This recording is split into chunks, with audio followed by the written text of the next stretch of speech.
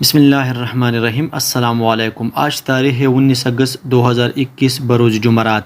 اگر آپ سعودی عرب کے حالات اور واقعات سے باخبر رہنا چاہتے ہیں تو ویڈیو کو پورا دیکھے گا اور ہمارا چینل سبسکرائب کر دیں تاکہ آپ لمحہ بلمحہ اپڈیٹ حاصل کر سکیں۔ تو چلے شامل کرتے ہیں آج کی پہلی خبر۔ کویت نے پاکستان، مصر، بھارت اور دیگر ایشیائی ممالک کے لیے براہ راست پروازیں کھولنے کی منظوری دے دی ہے۔ کویتی کابینہ نے آج بدھ کی شام اپنے اجلاس کے دوران پاکستان، مصر، بھارت اور دیگر ایشیائی ممالک کے لیے براہ راست پروازیں کھولنے پر اتفاق کر لیا ہے۔ کویت وزراء کونسل اپنے جاری اجلاس کے دوران کچھ معاشی مسائل اور کرونا وائرس سے متعلقہ دیگر امور سے نمٹنے کے لیے تبادلہ خیال کرے گی۔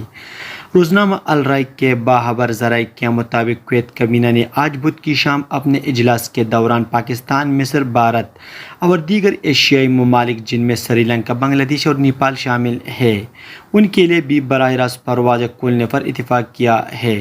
باخبر ذرائع نے تجویز دی کہ ان ممالک کے لیے براہ راست پروازیں اگلے اتوار کو کھول دی جائیں گی۔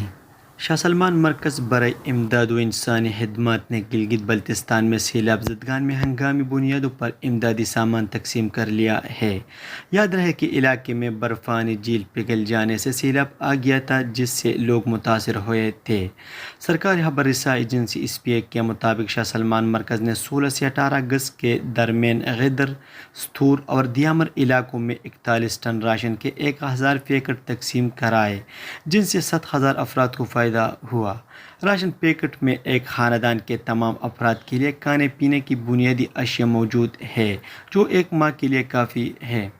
سعودی عرب کے دارالحکومت ریاض کے کنگ خالد انٹرنیشنل ایئرپورٹ پر کورونا ٹیسٹ سینٹر قائم کیا گیا ہے۔ سینٹر 90 منٹ کے اندر رپورٹ جاری کر رہا ہے۔ اخبار 24 کے مطابق کنگ خالد ایئرپورٹ حکام کا کہنا ہے کہ کورونا ٹیسٹ انٹرنیشنل ٹرمینل 2 میں قائم کیا گیا ہے۔ اس کے علاوہ ٹرمینل 5 کے پارکنگ کے ٹیسٹ سینٹر میں بھی کورونا ٹیسٹ کیا جا رہا ہے۔ کنگ خالد ایئرپورٹ کے حکام نے بیان میں کہا کہ سینٹر 350 ریال فیس میں 90 منٹ میں کورونا ٹیسٹ رپورٹ جاری کر رہا ہے۔ عام کورونا ٹیسٹ فیس 250 ریال ہے جس کی رپورٹ 3 گھنٹے میں جاری ہوتی ہے۔ سعودی وزارت داخلہ نے کہا ہے کہ اسیر ریجن میں بیوی کو ڈنڈے سے ضد و کوب اور استری کے ذریعے جلا کر ہلاک کرنے والے سعودی شہری کو موت کی سزا دی گئی ہے۔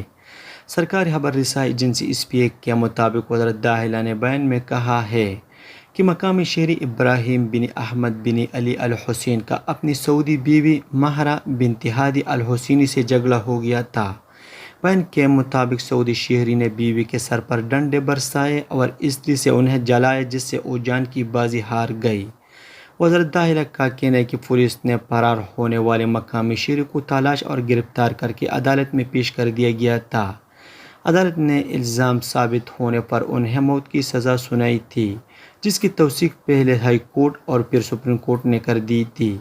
آخر میں ایوان شاہی نے عدالتی فیصلے پر عمل درآمد کا فرمان جاری کیا جسے منگل کو ابہا شہر میں نافذ کر دیا گیا۔